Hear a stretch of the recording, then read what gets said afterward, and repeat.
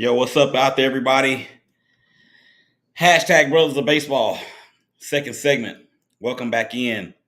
Uh, that music in the background, another day in paradise. And I don't know about you guys, but I am sick and tired of being sick and tired of being sick and tired of talking about these things that are continuing to happen in our country, from mass shootings to the gunning down of unarmed black men.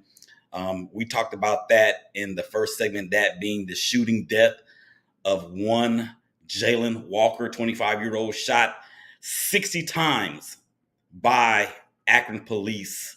So we're going to get to the shooting that took place in Highland Park, Illinois, right outside of Chicago, here in just a second. Just a senseless thing. And I got some sound bites that I'm going to play as well from a couple people, man, that you are well aware of out there in the media world. One, Bill O'Reilly, and of course, Tucker Carlson from Fox. I'm going to bring them, or not bring them in, but bring their sound bites in here in just a second. Before we move any further, this second segment is being brought to you by the Big Game Christian Sports Network. Alexa, start BGC Sports Network. Yes, that's right. Anywhere you get your smart speaker, it is BGC Sports Network 1 and BGC Sports Network 2. Follow the BGC Sports Network on Facebook, Twitter, and Instagram at BGCSN1 on Twitter and BGCSN2. Also, subscribe button. Hit it. YouTube, BGC Sports Network 1. Shakeback Media Group on Twitter as well as Instagram and YouTube and iTunes and all that other great stuff. Thank you guys out there, man, for checking me out right now, live, loud, and in the flesh on Twitter, YouTube Live, as well as Instagram Live. So let's just go ahead and get into this Highland Park shooting that took place, ironically, on Independence Day, the 4th of July, in Chicago, or right outside of Chicago. 7 people killed, at least 39 injured at the hands of 21-year-old Mr. Bobby Crimo, a notorious, I shouldn't say notorious, an individual who has reportedly has had ties to white supremacy groups, also to white militia groups, and he was a staunch 45, of course, that being Donald Trump supporter. Okay, how in the world do we continue to have to talk about these things? I think this is the 320th mass shooting in America in July. We're in July, and we're only 5 months through 5 months left to go in the year, and we've had this many mass shootings. I'm so done. And you know what? We got Kick the Narrative coming up in September the 10th, right here on YouTube as well as on Facebook and maybe even Twitter. But I've got guests lined up from different countries around the world that are going to come in and talk about the current events, not just in the United States, but also in Ukraine and Russia and everywhere else that we see fit. Because I want to get a perspective from people that live outside of this country when they hear people inside of this country say that this is the greatest country on earth. I'm so looking forward to that. So here you have it again. This is the thing that is mind-boggling to me, in the fact that we live in this country that is supposedly the greatest in the world. Prove it. Prove it to me, ladies and gentlemen. Why? Because we got big fancy buildings? Why? Because we have athletes and players and great entertainers? Why? Because we have one of the world's best gross domestic, GDP numbers? Prove it to me. When our education numbers rank in the 30s in a lot of different categories. When we have these types of mass shootings going on seemingly every other week, prove it to me that this is the greatest country in the world when no other country, industrialized or otherwise, has this problem with gun violence. Prove it to me that this is the greatest country in the world when you have unarmed black men and women and people of color being mutilated and brutalized and shot down in the street like animals. Prove it to me that this country is the greatest on the planet. Now, before y'all start coming at me, and I welcome it, I want all the smoke. Bring it. Because I got things to say that you don't want to hear. I even tweeted this on Independence Day, on the 4th of July. I said, there are a lot of truths about this country that people do not want to hear, nor do they want to say. This is one of them. Now, does that mean that the United States is horrible?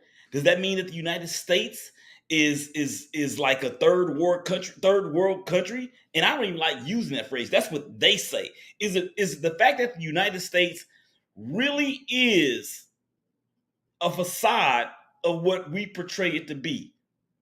I'm not saying any of those things. I'm asking for proof that all of the things I just spelled out, how does that make this country, our country, the US of A? How does it make it the best country in the world? Prove it. Prove it. The disparaging number between the wealthy and the poor. You don't see this everywhere else. The ratio of the haves and the have-nots in this country. You don't see that everywhere else. Well, that's considered socialism. I don't care what you call it. I don't care what you call it. If the greatest country on earth has that big of a ratio between two sectors of socioeconomic classes, you can't qualify that as the best country on earth. You can say it's one of the best with room for improvement because it's not a perfect union, but I'm glad I remembered this because if I'm not mistaken, the Constitution written back in the 1700s by a bunch of people, by a bunch of men that are a lighter shade of me and were way older than I am, then wrote that thing for the status quo of back then. You know, back then they didn't want me. Now I'm hot, they all on me. Yeah. That was the status quo back then. Times have changed. Times have changed. So what you wrote down in 1770, whatever, how can you reasonably and feasibly and prudently apply that for some, 400 and some odd years later? I'm talking about things that not the founding things like the pursuit of happiness and we all are created equal, those things, even though that is a misnomer. That's an oxymoron. How about the 3/5 rule for people of color, for Americans of a different color than the guys that wrote that piece of paper back then? They didn't want me. So this dude, Cremo, apparently has had a run-in before with threatening harm and bodily injury, not just to himself, but to other people. And that causes red flags. But they're saying they being people on certain sides of the aisle in the political ranks who get so much money donated to them. I mean, they're not fooling anybody. The wool has been pulled back. Pay no attention to the man behind the curtain. Okay? We already know what it is. There's so much money that's coming from the NRA and these gun and rifle associations to these political powers. That is what's really running this thing. It's okay to have a gun over here, but it's not okay to have a gun over here. It's okay to shoot somebody 60 times when they're running away, but when this dude shoots somebody, it's because of he's angry. I'm gonna bring the sound in here in just a second. I'm so sick and tired of being sick and tired, ladies and gentlemen. Oh my heavens. When is it going to stop? When is it going to stop? Is it ever even going to stop? That's the question. That is the question. And I'm still looking for the sound, ladies and gentlemen. I apologize if I don't find it or if I don't get it here in this segment. This segment, I will bring it back on the other side because I may not even get to any baseball today, and it's a shame because um, the races are all that. But we're going to get to some baseball in the third segment. I promise. We may have to. You know what? It looks like I actually have found the sound for that. I'm going to go ahead and play a little bit of it right here. This is from Tucker Carlson on his show. Let's take a listen.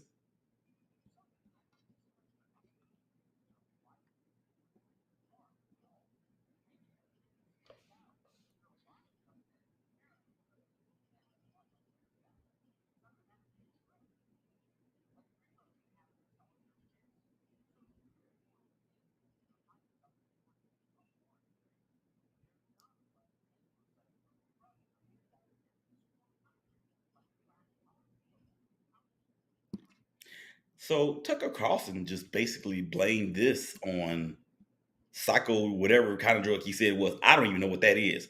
But I did hear him say government furnished weed. Here, smoke some more. All because of and you didn't hear it in that soundbite, but he actually, in his soundbite during that particular segment, talked about how some women are the blame for telling these kids of their so-called white privilege. And now you have these things that are taking place inside the home or that are not taking place inside the home. And then you have kids like this, 21 years old. This dude is a kid. A kid. And he goes out and he does this, and you have people like Tucker Carlson saying, oh, well, yeah, it's because of people that are posing as such and such and such and such. And dude, you are a part of the problem, dude. You are a part of the problem when you make statements like that. This is the same dude, man, that had Kyle Rittenhouse on his show and portrayed him to be a hero. How can so are those cops that killed Jalen Walker, are they heroes? Are they? It's ridiculous. And then how about Bill O'Reilly? And I don't know if you guys remember Bill O'Reilly. He had a beef with Ludacris back in the day that was so funny that Luda actually put him in one of his songs. I think the song was I can't even remember the name of the song right now, but here's Bill O'Reilly just going all the way left, talking about the group of people in Chicago that he says was responsible for this. Take a listen to this.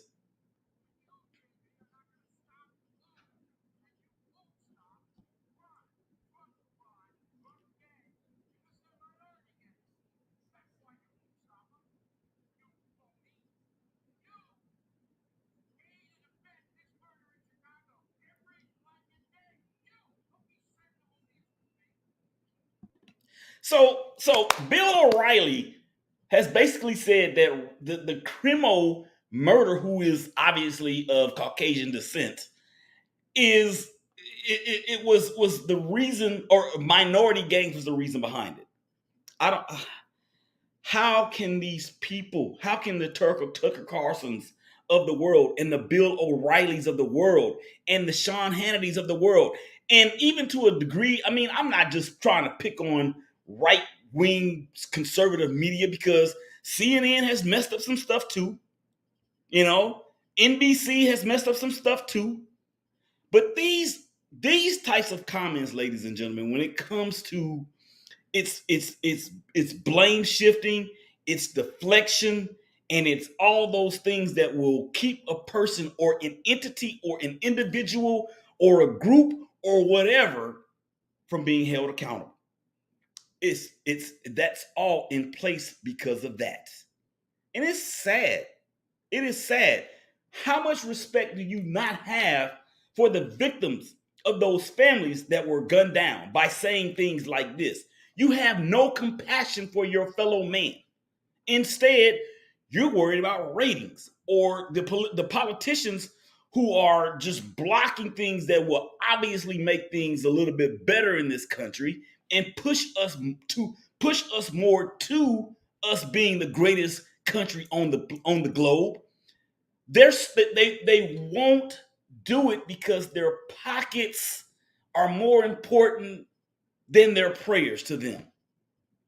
Their pockets are more important than the peace around us to them. And I'm telling you right now, it reminds me of the Roman Empire in the biblical days when Jesus was doing his ministry on earth, and the Romans were just so calculatingly brutal, vicious, and just did not care. So um, if somebody is in a disagreement with something that you go for or that you support, you don't have to. You can respectfully disagree, and then we can work towards a common thing or a common goal or a common or a common agreement. You know, I have a quote. You know, compromising on some things, or let me see what it said. It said, agreeing on some things is the first step to compromising on everything. I think that's what it said, and that's big, and that's big. So our Hall-Fair prayers go out to everybody involved in the Highland Park shooting. Such a sad thing, and it just goes to show you, man, that you're this. And I think about what Trump ran his bases on his campaign was about making the suburbs safer. This happened in the suburbs. This didn't happen in the hood in Buffalo. This didn't happen at a school in Fresno, Texas. This happened in the suburbs, one of the more affluent suburbs of the Chicagoland metropolitan area. 7 people dead, 39 injured. And this guy, who actually left the scene and was finally caught up to, moments, hours, whatever you want to count, an extended period of time later before being arrested. When you have Jalen Walker, you can say what you want about Jalen Walker and whether or not he should have complied. Non-compliance on a freaking traffic accident does not equal a death sentence. It just does not. Come on back on the other side of the break. We're going to get to some baseball. Willie Epstein Jr., #Brothers of Baseball Show. Y'all coming back and holler at us.